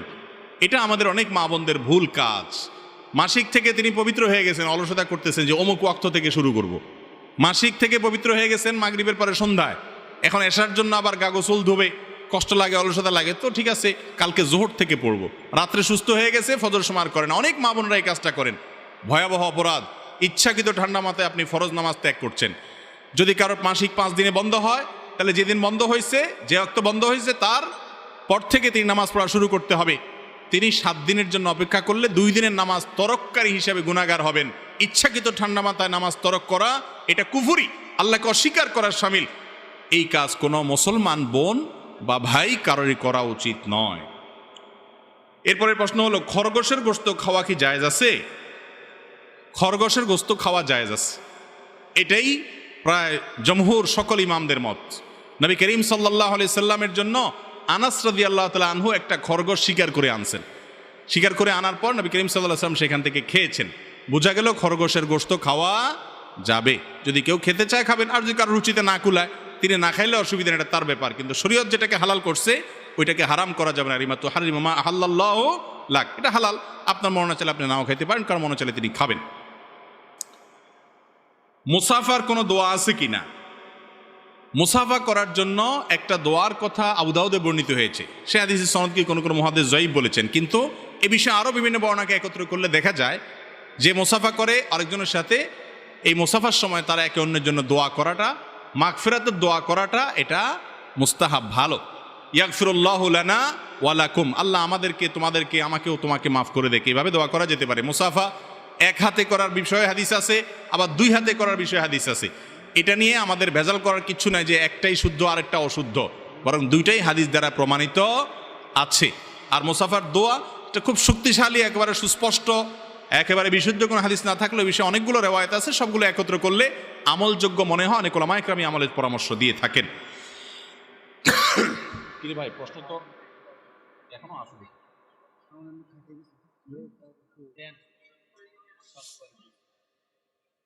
দেব আপনার ওয়াজ শুনতে বসে রয়েছে মানুষ, প্রশ্ন শুনবে কে? প্রশ্ন উত্তর শুনেই চলে যাবে। এমন এক কথা বললেন যেটা হবে না। এরপরে প্রশ্ন হলো, আমার থুতনিতে শুধু দাড়ি বড় করে রাখলে খারাপ লাগে সবাই বলে, আমি দাড়ি ছোট করে রাখতে চাই কারণ আমার গালে দাড়ি নাই। গুনাহে লিপ্ত, এবং দাড়ি বড় করা রাখা এটা ওয়াজিব, এটা করা যাবে না কাটা। কোনো ব্যাপারে প্রত্যাশিত ফল না পেলে আত্মহত্যার পথ বেছে নেওয়া কতটুকু যুক্তিসঙ্গত? কিন্তু আলহামদুলিল্লাহ আমার মাথায় এই চিন্তা আজ পর্যন্ত আসে নাই। ভাই, কোনো কিছু না পাইলে মনের দুঃখে অনেকে আত্মহত্যা করে, অথচ আত্মহত্যা করা কবিরা গুনাহ। ইমানদার কখনো আত্মহত্যা করতে পারে না, কারণ আত্মহত্যা মানুষ তখন করে যখন কোনো আশার আর আলো থাকে না, সকল রাস্তা থেকে নিরাশ হয়ে যায়, এবার আত্মহত্যা ছাড়া কোনো পথ খোলা নেই। ইমানদারের সকল পথ বন্ধ হয়ে গেলেও আল্লাহ রাব্বুল আলামিনের রহমতের দুয়ার খোলা থাকে কি থাকে না? একজন পরীক্ষায় ভালো ফলাফল করলো না, সে আত্মহত্যা করে ফেললো। কেন রে বাবা? পরীক্ষা ভালো ফলাফল করলেই দুনিয়ার সব জয় হয়ে যাবে এমন কোনো কথা আছে? কত মানুষ পরীক্ষা ভালো ফলাফল করে কিচ্ছু করতে পারে নাই। সবর করতে হবে যে আমার যে ক্ষতি হলো এটাকে আমি খারাপ মনে করতেছি, অথচ সেটা আমার জন্য কল্যাণকর হতে পারে, কোরআনে আল্লাহ বলেছেন। বিধায় অপেক্ষা করতে হবে যে এরপরে কি আসে। কখনো নিরাশ হওয়া যাবে না। দেয়ালে পিঠ থেকে গেছে, আল্লাহ তাআলার রহমত আসবে, কিছু না আসলে মওত আসবে, মৃত্যুর পরে তো আমার জান্নাত আসবে। কিন্তু আত্মহত্যা করলে এটা কবিরা গুনাহ। আত্মহত্যাকারীর জানাজা এলাকার সম্ভ্রান্ত ব্যক্তিরা পড়বে না, সাধারণ লোকদেরকে দিয়ে পড়াবে, যাতে করে অন্যরা আত্মহত্যা না করে। মুসলমান কখন নিরাশ হতে পারে না। আল্লাহ বলেছেন, লা তাইয়াসু মির রাউহিল্লাহ ওয়ালা ইয়াস মির রাউহিল্লাহ ইল্লাল কওমুল কাফিরুন। আল্লাহর রহমত থেকে কাফির ছাড়া কেউ নিরাশ হতে পারে না। লা তাকনাতু মির রাহমাতিল্লাহ, আল্লাহ বলেছেন আল্লাহর রহমত থেকে নিরাশ হইও না।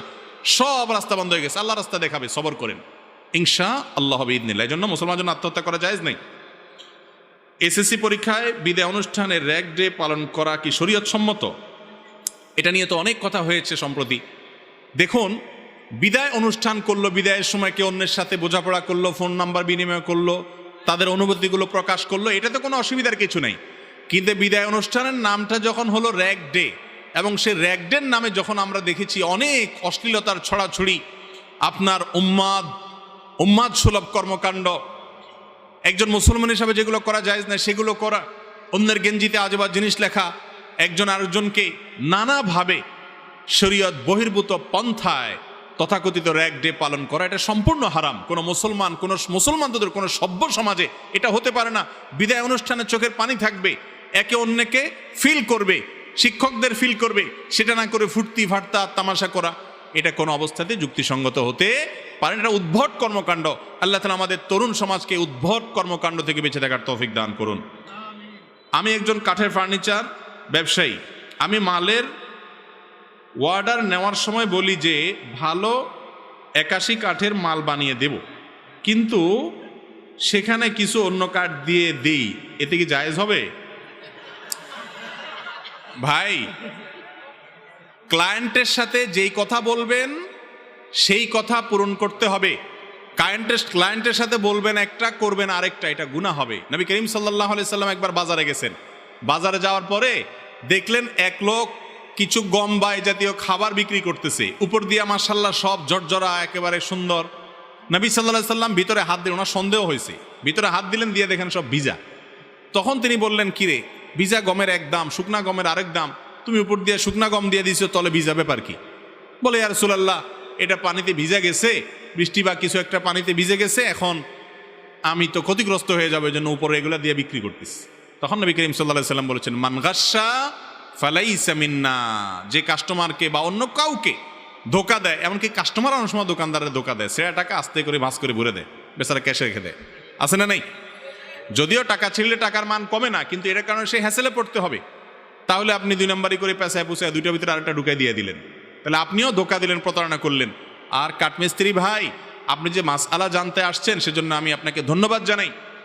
আর আল্লাহর ভয় আপনাকে দিচ্ছি, কিয়ামতের দিন আল্লাহর কাছে জবাবদিহি করতে হবে। ভাইরে, যেই কাঠ বলবেন সেই কাঠই দিবেন, দাম বেশি লাগলে বেশি হবে, কাস্টমার কম থাকবে, তারপরেও আপনি আপনার নীতি উপরে ঠিক থাকবেন। একটা কথা মনে রাখবেন, ব্যবসার সবচেয়ে বড় অ্যাসেট হলো সততা, বিশ্বাসযোগ্যতা। একবার যদি সবাই জানতে পারে এই লোক 2 নম্বরই করে না, কাস্টমার আর অভাব হবে না। আর অভাব যদি হয়ও, তাহলেও কেউ নিজের ঈমান আমল বিক্রি করতে পারে না। আমরা আজকাল অনেকের দাড়ি টুপি রাখি, সবই ঠিক আছে, কিন্তু কাজে কারবারে দুনিয়ার 2 নম্বরই সব করি, আছে না নাই আমাদের মধ্যে রোগ? অথচ হালাল উপার্জন না করলে দোয়াই কবুল হবে না, জান্নাতে যাবে না সে দেহ, যে দেহ হারাম দ্বারা গঠিত হয়। এজন্য কাঠমিস্ত্রি ভাই হন আর দোকানদার, মুদি দোকানদার ভাই হন, সব ভাইকে একই কথা যে 2 নম্বরই করবেন না, দেশি মসুর ডালি কই বলে ওই যে 3-4 পদের মশারি মিশায়া তারপর দিয়ে দিলেন, আছে না নাই? ফল ব্যবসায়ী ভাই, ফলের ঠোঙ্গার তলায় 100 গ্রাম ওজনের দিয়ে দিলেন। মিষ্টি ব্যবসায়ী ভাই, মিষ্টির প্যাকেট 200 গ্রাম ওজনের ধরায় দিলেন, আর দাম দিলেন পুরো 1 কেজি মিষ্টির, আছে না নাই এরকম আমাদের মধ্যে? গোশত ব্যবসায়ী ভাই, গোশতের সাথে হাড্ডি চর্বি মিলাইয়া বেটা আরের দিকে তাকাইছে, দিলেন ঢুকায়া, আছে না নাই? আমাদের সমাজে মুসলমান খুঁজে পাওয়া যায় না। ওয়াজের ময়দানে দেখা যায় কত মুসলমান, এই মুসলমানগুলাই যখন বাজারে চলে যায় তখন আর মুসলমান খুঁজে পাওয়া যায় না। যে কাজগুলো করে এগুলো কি মুসলমানের কাজ? ভালো করে শুনে রাখবেন, হালাল উপার্জন এটা সবচেয়ে বড় ইবাদতগুলোর মধ্যে থেকে একটা। অন্যান্য ফরজ আদায়ের পর অন্যতম একটা ফরজ হলো হালাল উপার্জন করা। এটা একটা ইবাদত, গুরুত্বপূর্ণ ইবাদত। আল্লাহ কোরআনে বলছেন তার নবীদেরকে, ইয়া আইয়ুহার রাসূলু কুলু মিনাত তাইয়্যিবাতি ওয়া আমালু সালিহা, হে নবী রাসূলগণ, তোমরা হালাল ভক্ষণ করো, হালাল উপার্জন করো, সৎভাবে কামাও। এরপরে বলেছেন নেক আমল করো। আমরা বলি আগে উপার্জন করে নেই, এরপরে বুড়া বয়সে আসলে সুবহানাল্লাহ আলহামদুলিল্লাহ তসবিহ নিয়ে বসে যাবো, নেক আমল করবো, আল্লাহ খুশি হয়ে যাবে। টাকা দিলে বাঘের মাথাও পাওয়া যায়, আল্লাহকেও খুশি করা যায়। এটা কি সঠিক ধারণা, ভুল ধারণা? আল্লাহ তাআলা আমাদেরকে হারাম ছাড়ার তৌফিক না। হারাম ছাড়তে ভাই হিম্মত লাগে, হিম্মত লাগে, সৎসাহস লাগে। আমি হারামে যাব না, যা হয় হবে। এটা হলো আসল মুসলমান। তাহলে মাহফিলে এসে যে মুসলমান সাজতেছি, বাজারে গিয়ে, দোকানে গিয়ে, কর্মক্ষেত্রে গিয়ে, অফিসে গিয়েও মুসলমান সাজবো ইনশাআল্লাহ। আমাদের সমাজে নতুন একটা ব্যবসা চালু হয়েছে, 1 লক্ষ টাকা 30,000 টাকা 1 বছর লাভ দিতে হবে। এটা সুদ হবে কিনা? জি, সুদ হবে। 1 লক্ষ টাকায় অতিরিক্ত 1 লক্ষ টাকা লোন নিছেন, 1 বছর পরে অতিরিক্ত 30,000 টাকা দিতে হবে। এটা সারাসার সুদ। আর সুদ এমন একটা অপরাধ, যে অপরাধ সম্পর্কে নবী করিম সাল্লাল্লাহু আলাইহি সাল্লাম স্পষ্ট জানিয়েছেন যে যে ব্যক্তি সুদের কারবার করে, এ যেন আল্লাহর বিরুদ্ধে যুদ্ধের জন্য প্রস্তুতি গ্রহণ করে। ও দুনিয়ার সুদখোরেরা, সামান্য লোভের আশা যারা সুদের কারবারের সাথে জড়িত হন, একটা হাদিসে আসছে কিয়ামতের ময়দানে আল্লাহ তাআলা সুদখোরকে ডেকে বলবেন, ও সুদখোর, আসো, তোমার অস্ত্রশস্ত্র নিয়ে রেডি হও। কোরআনে যে ঘোষণা দেওয়া ছিল যুদ্ধে, সে যুদ্ধ তুমি কি দিয়া করবা, আসো, প্রস্তুত হও। কি যুদ্ধ করবে আল্লাহর সাথে? মনে রাখবেন, অন্য কোনো হারামের ব্যাপারে কোরআন এত শক্ত ভাষা ব্যবহার করে নেই। ফাআযানু বিহারবিম মিনাল্লাহি ওয়া রাসূলি, আল্লাহ এবং তার রাসূলের বিরুদ্ধে যুদ্ধের জন্য প্রস্তুত হও, কিয়ামতে তোমাকে যুদ্ধ করতে হবে। নবী করিম সাল্লাল্লাহু আলাইহি সাল্লাম বলেছেন, এই সুদের 70টা খারাপ দিক আছে, এর মধ্যে সবচেয়ে সাধারণ খারাপ দিকটা হলো নিজের মায়ের সাথে জেনা করার চাইতে ডেঞ্জারাস অপরাধ। আপনি চিন্তা করতে পারেন, সুদের অপরাধ এমন অপরাধ, এই অপরাধের শাস্তি কেমন হবে? আল্লাহ তাআলা তার নবীকে মেরাজে নিয়ে তার বাস্তব উদাহরণ দেখিয়েছেন। সুদখোর, তাকে এমন একটা জাহান্নামে নিক্ষেপ করা হবে, সেখানে সে হাবুডুবু খেতে থাকবে এবং পাথর নিক্ষেপ করা হবে তার মুখের উপরে, রক্তের নদীতে সে এরকম হাবুডুবু খেতে থাকবে। সুদখোরের জন্য এত ডেঞ্জারাস, এত ভয়াবহ সতর্কবার্তা কোরআন হাদিসে আসছে। শুকরের গোশত খেলে তার জন্য এত ভয়াবহ বার্তা আসে নাই। 1 কেজি না, 1 মণ শুকরের গোশত খেয়ে ফেলেছেন, সে যতটা অপরাধ করেছে, সুদখোর যে সে তার চাইতে অনেক বড় অপরাধ করেছে। অথচ এটা ছাড়া আমাদের জীবনই এখন চলে না। গোটা পৃথিবী এই সিস্টেমের উপরে দাঁড়িয়ে আছে, সুদ ছাড়া কিছুই চলে না, সুদের লেনদেন ছাড়া কিছুই করা যায় না। ভাইরা আমার, একটা হাদিসে আসছে, নবী করিম সাল্লাল্লাহু আলাইহি সাল্লাম থেকে বর্ণিত হয়েছে, হাদিসের সনদ নিয়ে মুহাদ্দিসরা কেউ কেউ আপত্তি তুলেছেন। সেই হাদিসটি হলো যে কিয়ামতের আগে এমন একটা সময় আসবে, সবাই সুদের কারবারের সাথে জড়িয়ে যাবে, কেউ ইচ্ছাকৃত কেউ অনিচ্ছাকৃত, সিস্টেমটা এরকম হয়ে যাবে। তো আগে থেকে সেই পরিস্থিতি সৃষ্টি করার জন্য তারা দায়ী থাকবে যারা সুদের কারবারের সাথে জড়িত। এই জন্য 1,30,000 অতিরিক্ত দিয়ে আপনি লোন নিচ্ছেন, কারবার করে বড় হয়ে যাবেন, আপনার এই সম্পদে বরকত কখনো হবে না। ব্যাংক থেকে টাকা লোন নিয়ে ব্যবসা করা যাবে কিনা? টাকা লোন নিয়ে ব্যবসা করতে পারেন যে কারো কাছ থেকে, সেটা ব্যাংকের কাছ থেকেও নিতে পারেন হালাল উপায়ে। সুদী বা কনভেনশনাল ব্যাংকে সুদের ভিত্তিতে লোন নিলে সেটা হারাম হবে, বা ইসলামী ব্যাংকগুলো থেকে যদি লোন নেন শরিয়া পদ্ধতি কিভাবে হবে? আপনি লোন নিয়েছেন, কথার কথা হাউস লোন, তাহলে হাউসের জিনিসপত্র তারা কিনে আপনার কাছে বিক্রি করবে, সেটার দাম বাড়ায় নিবে, সেটা তারা কিস্তি করে নিবে। তারা ডাইরেক্ট ভাউচার ধরা দিল, আপনি যা দোকান থেকে মাল নিয়ে চলে আসলেন, এটাতে জায়েজ হবে না। জায়েজ হবে তখন যখন তারা মাল কিনে আপনার কাছে হ্যান্ড ওভার করবে, কাগজে সব কিছু হলো, অথবা আপনার ক্যাশ টাকা দিয়ে দিল, আপনি কিনলেন, নেওয়ার সময় বেশি নিল, এটা জায়েজ হবে না। যে ইসলামী ব্যাংকিং হচ্ছে কিনা সেটার জন্য ওই মাসআলাটা কিভাবে করলে ইসলামিক হবে, কোনো ভালো ইসলামী ব্যাংকিং বুঝেন এবং একজন আলেম থেকে জিজ্ঞেস করে আপনি ব্যাংকের কর্মকর্তাকে বাধ্য করবেন, ভাই এইভাবে না করলে ইসলামিক হবে না, অতএব এইভাবে একটু করতে হবে, কষ্ট করে আপনি আমার সাথে আসেন। একটা জিনিস কিনছেন, কেনার পরে আমাকে হ্যান্ড ওভার করছেন, আপনি 10 টাকা দিয়ে কিনে আমার কাছে 15 টাকা নিয়েছেন, কোনো অসুবিধা, ব্যবসা করছেন আপনি, আল্লাহ ব্যবসাকে কি করছেন? হালাল করেছেন। মোট কথা, ব্যাংক থেকে হালাল পদ্ধতিতে আপনি লোন নিলেন, ইসলামী ব্যাংকগুলো থেকে এটা জায়েজ আছে যদি সেটা আপনি মেনে করতে পারেন, কিন্তু কনভেনশনাল সুদী ব্যাংকগুলো থেকে নেওয়া জায়েজ নাই, কারণ সুদ দিতে হবে, সুদকে আল্লাহ তাআলা হারাম করেছেন। জুতা পায়ে দিয়ে কি জানাজার নামাজ পড়া যাবে? জানাজার নামাজ জুতা পায়ে দিয়ে পড়া যাবে যদি জুতাতে কোনো কি না থাকে, নাপাক না থাকে, তলা যদি কোনো নাপাক না থাকে। আজকাল কোথায় এত নাপাক, বিশেষ করে শহর জীবনে আলহামদুলিল্লাহ রাস্তাঘাট সব ক্লিন, আর যদি থাকেও অনেক দূর হাঁটতে হাঁটতে সেটা পরিষ্কার হয়ে যায়, যার কারণে জুতা পরে নামাজ পড়া যাবে। নবী করিম সাল্লাল্লাহু আলাইহি সাল্লাম জুতা পরে অনেক সময় নামাজ পড়া তার থেকে সাবেত আছে, কিন্তু সেই জুতাগুলো অবশ্য যেগুলো পরে নর্মাল নামাজ পড়া যেত সেগুলো একটু সফট ছিল। আজকাল তো সব এমন শক্ত যে এগুলো দিয়ে ভালো করে রুকু সিজদা করা কঠিন।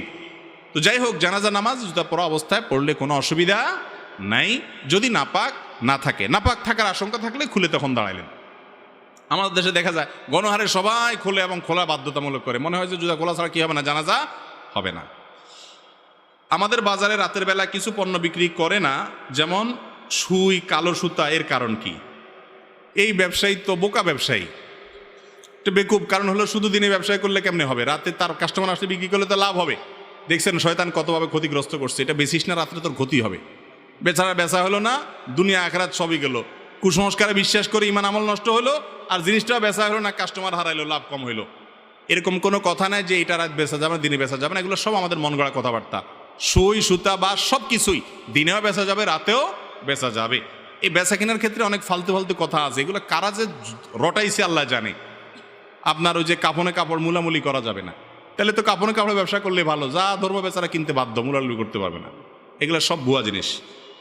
ডাকডোল এবং মিছিল করে ঈদে মিলাদুন্নবী পালন করা যাবে কিনা?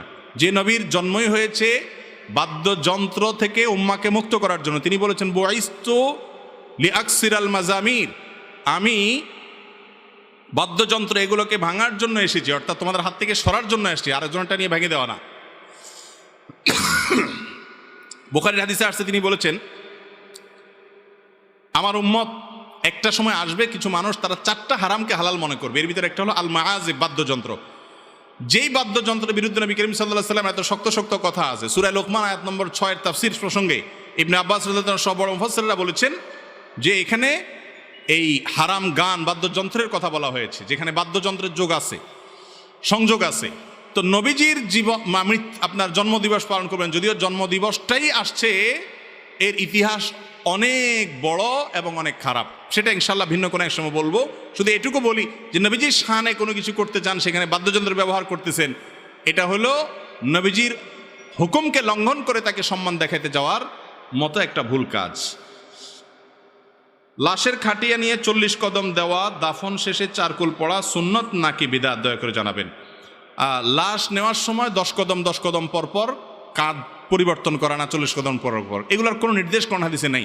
যে 4 জন কাঁধে নিছেন তারা একসাথে টেনে নিয়ে যেতে পারেন, কারোর অসুবিধা হলে চেঞ্জ করতে পারেন, এটা তাদের ব্যাপার। কদম গুনে এরপরে চেঞ্জ করতে হবে এমন কোনো কথা হাদিসে বর্ণিত হয়নি। আর দাফন করার পর চারকুল পড়তে হবে, এটাও হাদিসে বর্ণিত হয়নি। যেটা বর্ণিত হয়েছে সেটা হলো কেউ মারা গেলে নবী করিম সাল্লাল্লাহু আলাইহি ওয়াসাল্লাম বলেছেন সালু লি আখিকুম আস-সুবাত আও কামা ক্বালা আলাইহিস সালাম, যার অর্থ হলো তোমাদের ভাই যাকে তোমরা দাফন করলা, দাফন করার পর কবর দেওয়ার পর এবার তোমরা আল্লাহর জন্য আল্লাহর কাছে দোয়া করে কিবলার দিকে হাত তুলে, আল্লাহ তাকে দুনিয়াতে যেরকম সে ইমানদার ছিল, আখিরাতে এখন সওয়াল জবাবের মধ্যে ইমানদার যেন থাকে, এই দোয়াটা তার জন্য করো। এই দোয়াটা আবার সম্মিলিত না, প্রত্যেকে যার যার মতো করবে, এটাই সুন্নাহ। বিভিন্ন জায়গায় দেখা যায় 7, 8, 6 সবার উপরে থাকে, তা দিয়ে কি বোঝায়? 7, 8, 6 এটাকে আবজাদি মেথড বলে। আরবি অক্ষরগুলোর এক একটা মান আছে, এই মান হিসাব করে বিসমিল্লাহির রহমানির রহিমের মান নাকি 786 হয়, আমি গুণা দেখি নাই। তো এই জন্য বিসমিল্লাহির রহমানির রহিম না লিখে 7, 8, 6 সংক্ষেপে লেখে। ওই তাবিজালারা যেরকম তাবিজের মধ্যে কতগুলো নাম্বার দেয় শুধুমাত্র, দেখছেন, সাংকেতিক, একই পদ্ধতিতে। এটা জায়েজ নাই।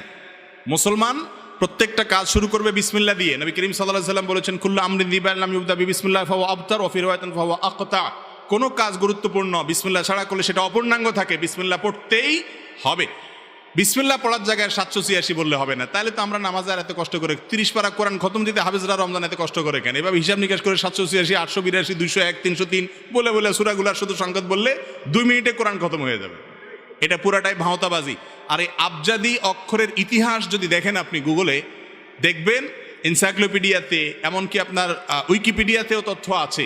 এগুলো আসছে মূলত এক সময়ের অগ্নিপূজক বা তারও আগের কোনো কাফেরদের কাছ থেকে। এরপরে এটা ভারতে হিন্দুদের কাছ থেকে এটার বিস্তার ঘটেছে এবং এটা আস্তে আস্তে সামনে ক্রমাগতির দিকে এগিয়েছে, অর্থাৎ সেটা ক্রমবিকাশ হয়েছে। এই আবজাদি, এই হরফের কোনো সংখ্যা স্থাপন, এটা না সাহাবীদের থেকে না সালাফ থেকে এর ব্যবহার স্বীকৃত, বরং এর মাধ্যমে যত রকমের জাদুবিদ্যা এবং অপকর্ম এগুলো সব করা হয়। এজন্য কোরআনের কোনো আয়াতকে সাংকেতিক চিহ্ন দিয়ে বোঝানো এটা জায়েজ নাই। বিসমিল্লাহির রহমানির রহিম লিখবেন, 7, 8, 6 লিখবেন না। আমরা যখন একা একা নামাজ পড়ি তখন ঠোঁট নাড়তে হবে নাকি মনে মনে পড়লেও হবে? ঠোঁট নাড়তে হবে সর্বাবস্থায়। একা পড়েন আর জামাতে পড়েন, আপনি মনে মনে পড়বেন মানে ঠোঁট বন্ধ করে মনে মনে পড়লেন, এটা পড়া হবে না। তো মনে মনে পড়া যায়, মনে মনে তো কল্পনা করা যায়। পড়তে হলে ঠোঁট নাড়া লাগে না? কি বলেন, আপনাদের ব্রাহ্মণরা কি ঠোঁট নাড়া ছাড়া পড়া যায়? ঠোঁট নাড়া ছাড়া পড়া যায়? তাহলে আপনি নামাজ একা একা পড়েন আর জামাতে পড়েন, যেভাবেই পড়েন, ঠোঁট না নাড়লে এটা পড়া বলা হবে না। ঠোঁট বন্ধ, আপনি ঠোঁটে কি সমস্যা আপনার? পড়লে অসুবিধা কি? পড়া হবে না। যদি আপনি মনে মনে পড়েন তাতে কি হবে না, নামাজ হবে। সূরা ফাতিহা আপনাকে ঠোঁট উচ্চারণ করে ঠোঁট নেড়ে পড়তে হবে। হ্যাঁ, আপনি যদি এটা বুঝিয়ে থাকেন যে একা একা পড়লে কি আস্তে পড়বে না জোরে পড়বে, উত্তর হলো একা একা যদি জামাত পড়েন, আপনার জামাত ছুটে গেছে, আপনি পুরুষ মানুষ, তাহলে মাগরিব, এশা, ফজর এগুলাতে আপনি একা একাও জোরে কেরাত পড়তে পারেন। এবং এটাই বরং উত্তম যে আপনি একামত দিয়ে একা একা জোরে পড়বেন, ইমামতের নিয়তে কেউ থাকলে আপনার সাথে শেষে এসে যোগ দিল, কিন্তু ঠোঁট নাড়াতে হবে। নবীর রওজায় গিয়ে নবীর কাছে কিছু চাওয়া যাবে কিনা? আল্লাহ তাআলা তার নবীকে আমাদের জন্য দিয়েছেন অনুসরণ করার জন্য, সাল্লাল্লাহু আলাইহি ওয়াসাল্লাম। তার জন্য দোয়া করতে হবে, দুরূদ প্রেরণ করতে হবে, তার অনুকরণ অনুসরণ করতে হবে। তিনি কিভাবে চলতে বলেছেন সেভাবে চলতে হবে, কারণ তিনি আমাদের জান্নাতের পথ প্রদর্শক। জাহান্নাম থেকে আমাদেরকে রক্ষা করার জন্য পৃথিবীতে এসেছেন, আমাদের হেদায়েতের জন্য, পথ দেখানোর জন্য এসেছেন, তাকে অনুসরণ করতে হবে। এর বাইরে তার কাছে তার ওয়াফাতের পর অলৌকিকভাবে সাহায্য পাওয়ার জন্য রওজায় গিয়া হে রাসূল আমাকে এটা দাও, এটা বলা যাবে না। আমরা নামাজের মধ্যে বলি ইয়াকা না'বুদু, আল্লাহ শুধু তোমার ইবাদত করি, ওয়া ইয়াকা নাস্তাইন, এবং শুধু তোমার কাছে সাহায্য চাই, অলৌকিক কোনো শক্তির কাছে আর সাহায্য চাই না। নবীজি নিজেই বলেছেন ওয়া ইযা সাআলতা ফাসআলিল্লাহ, তিনি তার এক প্রিয় সাহাবীকে বলেছেন যখন কিছু চাইবা আল্লাহর কাছে চাইবা, ওয়া ইযা ইসতাআনতা ফাসতাইন বিল্লাহ, যদি সাহায্য প্রার্থনা করতে চাও আল্লাহর কাছে সাহায্য প্রার্থনা করবা। তাহলে বোঝা গেল নবীজি সাল্লাল্লাহু আলাইহি সাল্লামের রওজা গিয়ে তার কাছে কিছু চাওয়া এটা জায়েজ নাই, শিরকি কাজ। মানুষ মারা গেলে সুদখোরকে দিয়ে কবর করা যাবে কিনা? এলাকায় যদি সুদখোর ছাড়া আর কেউ না থাকে, সবাই সুদখোর হয়ে যায়, তাহলে কবর তো দিতেই হবে ফরজে কিফায়া। বাকি কবর ফরজে কিফায়ার কাজ এলাকার মুসলমানরা দিলেই চলবে। সুদখোর দিলে যে কবর হবে না ব্যাপারটা এরকম না, কিন্তু একজন ভালো মানুষ থাকলে কেন একজন সুদখোরকে প্রাধান্য দেওয়া হবে? যদি সুদখোর কবর দিয়ে দেয় তাতে কবরওয়ালার কোনো ক্ষতি হবে ব্যাপারটা এরকম না, কিন্তু দায়িত্বশীলরা এটা অবহেলা করলো। আমাদের দেশে কবর দেওয়াটা একটা নর্মাল কাজ, অথচ এটা বড় ইবাদত এবং সওয়াবের কাজ। চন্দ্রগ্রহণ বা সূর্যগ্রহণের সময় মহিলারা সোজা হয়ে থাকে, কিছু কাটাকাটি করলে সমস্যা হয়, এটা কি সঠিক কিনা? এটা কোনো কথা হলো? এই যে কয়দিন আগে চন্দ্রগ্রহণ হয়েছে, অনেক দীর্ঘ সময় ধরে, এই পুরো টাইম ধরে বেটিরা সোজা হয়ে থাকবে, এটা কোনো কথা? আমি একটু আগেই বলছিলাম, যত 2 নম্বর মাসআলা, যত ভুয়া ফতোয়াবাজি চলে, এর বেশিরভাগ চলে হলো মহিলাদের বিরুদ্ধে। চন্দ্রগ্রহণের সময় তুমি পুরুষ চান্দ সব করতে পারবা, হ্যাঁ? তুমি সোজা হওয়া, বাঁকা হওয়া, রুকু করা, সিজদা করা, তিরিং বিরিং করে নাচা সবই করতে পারবা। ওই বেচারি মহিলার জন্য ফতোয়া দিচ্ছে সোজা হয়ে থাকবে, এটা কোনো কথা হলো? ভুয়া, এর সাথে ইসলামের কোনো সম্পর্ক নাই। চন্দ্রগ্রহণ সূর্যগ্রহণের সময় কিছু কাটলে, অনেকে বলে যে কিছু কাটলে এই এটা গর্ভবতী সন্তান মেয়েদের জন্য বলা হয়, এই সমস্ত কুসংস্কারগুলো বলা হয় যে এটা কাটলে সন্তানের ক্ষতি হবে। একদম ভিত্তিহীন কথা, ভুয়া কথা। আরো বেশি করে কাটবেন মা বোনরা, যাতে করে এই কুসংস্কারটা মন থেকে কি হয়ে যায়, মুছে যায় এবং দূরে চলে যায়। অনেক মহিলা আছে জানে এটা ভুয়া, তারপরেও কাটে না। যদি ক্ষতি হয়ে যায় তাহলে বুঝতে হবে তার ঈমান দুর্বল, আরো ইচ্ছাকৃত বেশি করে কাটতে হবে, কোনো অসুবিধা নাই। অনেক এলাকায় শুনি যে মাসালা জিজ্ঞেস করে, হুজুর বউ যদি নাকফুল না পরে তাহলে স্বামীর কোনো ক্ষতি হবে কিনা? আমি বলি, বউ নাকফুল না পড়লে, নাকফুল খুলে ফেললে যদি স্বামীর ক্ষতি হইতো, তাহলে ঝগড়াঝাটির সময় মহিলারা বলতে এই যে অস্ত্র দিলাম খুলা, চান্দ তুই শেষ, জায়গার উপরে বেটা শেষ হয়ে যেত। এটা কোনো কথা হইলো? ফালতু কথা। ওই বেচারে নাকে ফুল দিল না দিল আমার কি? কয় নাকফুল না পড়লে স্বামীর বিরাট ক্ষতি হয়ে যায়। তো ঝগড়া করলে তো মহিলারা সহজ বুদ্ধি নিতে পারে যে নাকফুল খুললাম বেটা, সোজা হবি না হবি না। এটা সম্পূর্ণ ভিত্তিহীন যে ভুয়া, এখান থেকেই বোঝা যায়। মহিলাদের ব্যাপারে যত সব 2 নম্বর ফতোয়া, ভুলভাল ফতোয়া দিয়ে আমরা পুরুষরা মাতবরি করি। আল্লাহ আমাদেরকে হেদায়েত দান করুক। তাহলে চন্দ্রগ্রহণ সূর্যগ্রহণের সময় মহিলারা কোনো কিছু, গর্ভবতী মহিলারা কোনো কিছু কাটাকাটি করলে, বসলে, শুইলে কোনো অসুবিধা নাই। অফিস আদালত, কোর্ট বা কাছারি করে বেতন মাসিক যেমন 20,000 টাকা পায়, 1 মাসে প্রতিদিন বেতনের বাইরে যে টাকা মানুষের কাছ থেকে নেয়, এটা কি হালাল হবে? কোর্ট কাছারিতে চাকরি করলে একটু উপরই দেয়, জিগান লাগে। এই মাসালাটা জিগান লাগে এই জন্য যে অনেকে মনে করে আমি তো ঘুষ খাই না, এমনি খুশি হয়ে আমি পেশকারি করি, আমার সবাই এমনি দেখো ভাই এমনি দিছি, খুশি হয়ে দিছি, চা খাইয়ে দিছি। তো এইরকম যদি দেয় সেটা হালাল হবে না। এটা আইনমন্ত্রীর, মাননীয় আইনমন্ত্রীর এলাকা, সেজন্য কি মাসালা ভিন্ন হবে ভাই? একই মাসালা হবে সবার জন্য। যেটা হালাল সবার জন্য হালাল, যেটা হারাম সবার জন্য হারাম।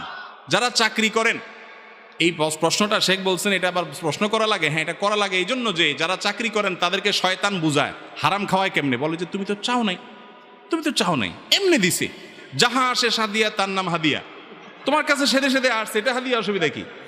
তাহলে একটা গল্প শুনেন, বুখারীতে আসছে নবী করিম সাল্লাল্লাহু আলাইহি সাল্লাম এক লোককে নিয়োগ দিয়েছেন জাকাত কালেকশন করার জন্য। সে সারা এলাকার জাকাত কালেকশন করে আয়না ফালায়া বলতেছে, ইয়া রাসূলুল্লাহ, এই নেন আপনার জাকাত, এগুলা রাষ্ট্রীয় কোষাগারের সম্পদ, জাকাত আনছি, আপনি গরিবদের জন্য বন্টন করেন। আর এখানে যেগুলো আছে এগুলো আমাকে মানুষ এমনি দিছে, জাকাত আনতে গেছি আর আমাকে উপরে দিছে, বলে আমরা খুশি হয়ে দিলাম।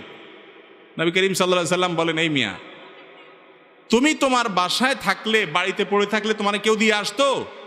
তাহলে এখন কেন দিস? তুমি চাকরি করো সেজন্য দিস, ওইটাও তুমি রাষ্ট্রীয় কোষাগারে জমা দাও, এটা তোমার জন্য নেওয়া জায়েজ নাই।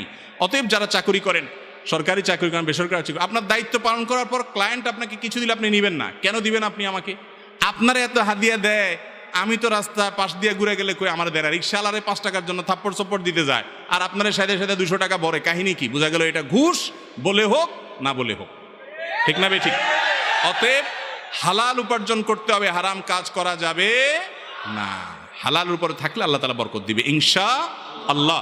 হারাম খাবেন, সন্তানরা হারাম সম্পদ দিয়ে তাদের দেহ গঠন করবেন, এই সন্তানরাই আপনার জাহান্নামে যাওয়ার কারণ হবে। খবরদার, হারামে আরাম নাই, হালাল খাবেন, সম্পদ বেশি করতে পারবেন না, মনের শান্তিটা বড় শান্তি। মনের শান্তি হবে যে আমি সৎ, আর আশেপাশে সব বাড়ি গাড়ি করে ফেলছে, সব 2 নম্বর চোর ডাকাইত। আল্লাহ তাআলা আমাকে হক রাখছেন, চেষ্টা করবো তো ইনশাআল্লাহ। এর জন্য কলিজার আগে কলিজা যে আমি হারাম নেব না। শরীর বা কাপড়ে একটু জায়গা নাপাক লাগলে কি গোসল করতে হবে নাকি নাপাক জায়গা ধুতে হবে? শরীরের কোনো এক জায়গা নাপাক লাগলে অনেকে পুরো কাপড় চেঞ্জ করাটা জরুরি মনে করে। মা বোনরা বাচ্চা কোলে নিচে পেশাব করছে, যে জায়গা পেশাব করছে ওই জায়গাটা আলাদা করে ধুয়ে ফেললে পাক হয়ে গেল, কোনো অসুবিধা নেই। পুরো কাপড় তো আর লাগে নাই, যে জায়গা লাগছে শুধু ওইটুকু। শরীরে কোথাও নাপাক লাগছে, যেখানে লাগছে সেটা ধুয়ে ফেললে কি হয়ে যাবে? পাক হয়ে যাবে। গোটা শরীর ধুইতে হবে, গোসল করতে হবে কোনো বাদ। অনেক সময় দেখা যায় মহিলারা এত কঠিন বানায় ফেলছে ইসলামকে, নিজের জন্য কষ্ট হয়। বাচ্চা পেশাব করছে গোসল করে না, বাচ্চা পেশাব করলে গোসল করার জন্য তো যে জায়গা পেশাব করছে ওইটুক জায়গা ধুয়ে ফেললে পাক হয়ে যাবে। ব্যাংকে টাকা জমা রাখলে যে লাভ আসে তার শরীর বিধান কি? ব্যাংকে টাকা জমা রাখলে শুধু ব্যাংকগুলোতে যে লাভ আসে সেটা তো হারাম, এই জন্য সেখানে জমা রাখাও জায়েজ নেই। আর ইসলামী ব্যাংকগুলো যে লাভ দেয় সেটা অনেক ক্ষেত্রে সংশয়পূর্ণ হওয়ার কারণে সেটাও নিজে না খায় কোনো গরিব দুঃখীকে দান করে দেওয়াটা উত্তম। যদি কেউ খায় সরাসরি হারাম খাইছে এটা বলা জটিল, এটাকে বলা হয় হলো শুবহাত। হালাল এবং হারাম দুটো স্পষ্ট, আর মাঝখানে কিছু থাকে সংশয়পূর্ণ। এই সংশয় থেকে বেঁচে থাকাটাই হলো তাকওয়ার দাবি, হাদিসে সেটি বর্ণিত হয়েছে। কেউ যদি দান করে এবং দান করার পর যদি এটা নিয়ে আবার খোঁটা দেয় তাহলে কি হবে? দান করার পর, উপকার করার পর খোঁটা দেওয়ার বদভ্যাস আমাদের অনেকের মধ্যে আছে। ভালো করে শুনে রাখেন, আল্লাহ বলেছেন লা তুবতিলু সাদাকাতিকুম বিল মান্নি ওয়াল আযা। তোমরা দান করার পর খোঁটা দিয়ে, যাকে দান করেছো তাকে কষ্ট দিয়ে, এটা কথা বলে বলে বারবার কষ্ট দিয়ে তোমাদের দানকে নষ্ট করে দিবা না। বোঝা গেল যে খোঁটা দিলে দান নষ্ট হয়ে যায়, এটা সওয়াব পাওয়া যায় না। আর নবী আল্লাহ রাব্বুল আলামিন কোরআনে কারীমে আরো বলেছেন ঈমানদার এবং নেককার এদের বৈশিষ্ট্য কি? এদের বৈশিষ্ট্য হলো তারা ওয়ায়ুতঈমুনা আত-তুআমা আলা হুব্বিহি মিসকিনা ওয়া ইয়াতীমা ওয়া আসীরা, আল্লাহর মহব্বতে মানুষকে, অভাবী লোককে, বন্দীদেরকে দান সদকা করে, এবং তারা বলে লা নুরিদু মিনকুম জাযাআন ওয়ালা শুকুরা। ও ভাই, তোমাকে যে দান করছি তোমার থেকে আমি থ্যাঙ্কসও আশা করি না, কৃতজ্ঞতাও আশা করি না, বিনিময় তো দূরের কথা। তাইলে কেউ আপনার উপকার পাইছে, অনেক উপকার করছেন, তার জীবনে সে একটু স্বীকৃতিও দেয় না, আপনারা চেনেও না, তাতে আপনার মনে কষ্ট যেন না হয়। কারণ তার চেনার দরকার নাই তো, আমি যার থেকে সওয়াব পাওয়ার জন্য দিছি তিনি দিলেই হবে, ওর কাছ থেকে কিছু পাওয়ার ফিডব্যাকের আশা আমি দেই নাই। আজকাল এই রোগটা আমাদের ভিতরে ব্যাপক আকারে হয়ে